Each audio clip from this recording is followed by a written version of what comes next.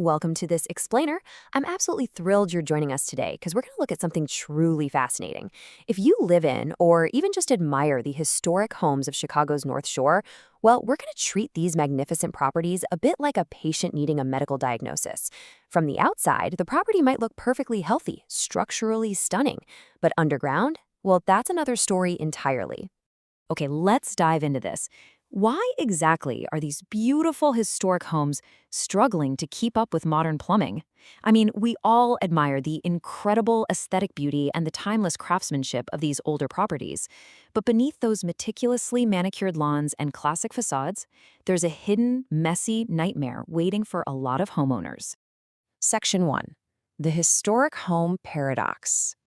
So, towns along Chicago's North Shore, places like Evanston, Wilmette, Winnetka, and Glencoe, they're facing this paradox literally every single day. Think about the era when these homes were built, right? We're talking older building codes, completely different soil conditions, and vastly less water usage. Fast forward to today, we've got modern high-flow fixtures, heavy-duty daily laundry loads, and just massive wastewater surges. Our evolving water use patterns are completely overwhelming older systems that simply weren't built to handle this kind of heavy, continuous load. It's kind of like trying to drop a modern sports car engine right into a century-old chassis. And well, here's the silent reality of the whole situation. The physical pipes, they're still in the ground, but their performance has heavily declined over the decades. They haven't physically disappeared. Rather, their functionality has been quietly degrading due to constant, slow-moving corrosion and internal buildup. It's this slow, invisible decline that just sneaks up on you. Section 2. Why old plumbing fails. Now, what's really interesting about this slide is that it's kind of like taking the patient history of our historic home's plumbing. How these older materials fail is actually surprisingly predictable. On one side, we have cast iron, which fails through internal corrosion. This creates a rough, scaly surface that catches and traps debris, almost like a net. On the flip side, we've got clay and early concrete pipes. Now, these fail in a completely different way. They are highly prone to cracking as the foundation naturally settles, which then invites just devastating infiltration. The limitations of these older materials are entirely predictable, if you know exactly what to look for. But actually, it's not just the materials. It's the geometry of the whole shebang. Historic pipe layouts are often much less direct than modern ones. We're talking incredibly shallow slopes and routing right through difficult soil pockets. Modern systems, they're direct and totally optimized for gravity-driven flow. Because old layouts have such a marginal gravity flow, just a routine load of laundry or a long shower suddenly becomes a massive stress test for the pipe, making clogs highly likely. It is literally an uphill battle for water that's supposed to be flowing downhill. Section 3. Warning signs to never ignore. All right, so we're shifting into the symptoms phase here. As a homeowner, you are the first responder, and you really need to pay close attention to the sensory details your house is giving you. Inside, you might see slow-moving water, find yourself plunging way too frequently, or hear these strange gurgling sounds in the walls. And here's a massive tip. If your sink is draining sluggishly, but the nearby toilet flushes perfectly, that points to a localized branch line or lateral issue, not a full system failure. Outside, keep an eye out for wet spots in your cleanouts, foul odors lurking around your basement, or standing water after a rainstorm. Your house is actively trying to tell you where it hurts. Listen, if you take only one thing away from this explainer, let it be this fact. North Shore historic homes don't fail all at once. They degrade in stages. This is absolutely crucial to understand.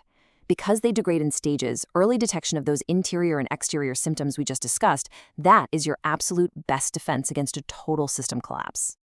Section 4. Not just another simple clog. So the crucial point is, well, here's the real plot twist of our diagnosis. When things finally do back up, it's rarely just a localized clog that you can fix with a quick pour of drain cleaner.